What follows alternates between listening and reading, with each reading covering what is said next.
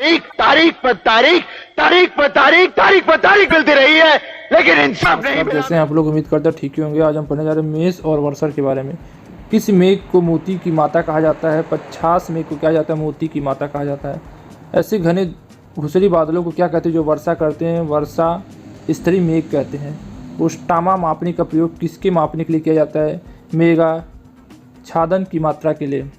तो किसके लिए? मेघाच्छादन की मात्रा के लिए। मोती की माता किसे कहते हैं? 50 मेघ को कहते हैं। घने घूरे बादल को क्या कहते हैं? वर्षा स्तरीय मेघ। और उष्टामा मापनी, उष्टामा किसके? मेघाच्छादन की मात्रा को।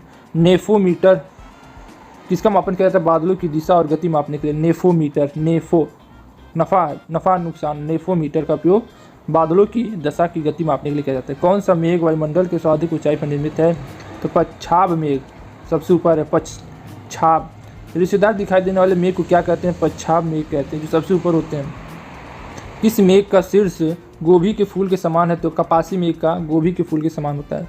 विश्वती प्रदेश में समांतर कौन सा मेघ देखने को मिलता है? कपासी वर्षा। कौन सा? कपासी वर्षा।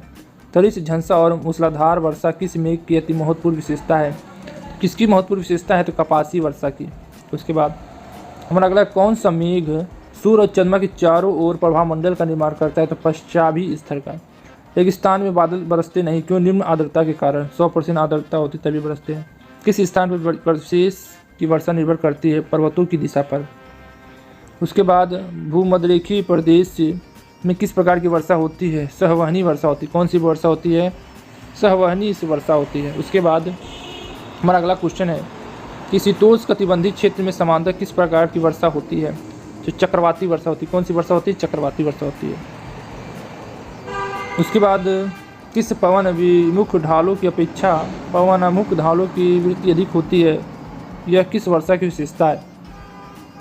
यह है पर्वतकृत वर्षा की विशेषता है। उसके बाद है संसार की अधिकांश वर्षा किस रूप में होती है? तो पर्वतीय वर्षा पर होती है। किस क्षेत्र में सालों भर वर्षा होती है? भूमध्य रेखा पर सालों भर से वर्षा होती है। किस क्षेत्र में जाड़े की ऋतु में ही वर्षा होती है? भूमध्य सागरी में ही जाड़े की ऋतु में वर्षा होती है।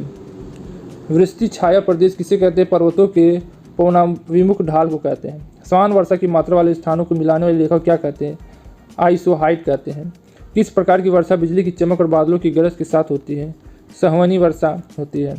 विश्व में सर्वाधिक वर्षा वाला स्थान कौन सा है? मासिनराम है। विश्व की सर्वाधिक शुष्क स्थल कौन सी है? आटाकामा है। आटाकामा। उसके बाद बादल फटने का क्या अर्थ है? भारतीय तूफान के साथ असाधारण रूप से भारी बारिश। रेगिस्तान में बादल अवक्षेप होकर क्यों नहीं बरसते हैं? कम आर्द्रता के कारण। विश्व की वार्षिक वर्षा का औसत कितना है? 100 सेंटीमीटर है। तुंगंडा संचयी मेघ कितनी तुंगंटा पर बनते हैं? 2000 से 6000 मीटर पर।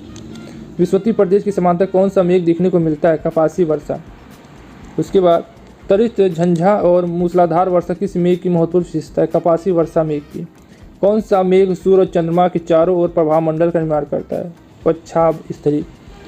तो ये हमने पढ़ा है मेघ और वर्षा के बारे में। तो ये बहुत इंपॉर्टेंट चैप्टर है।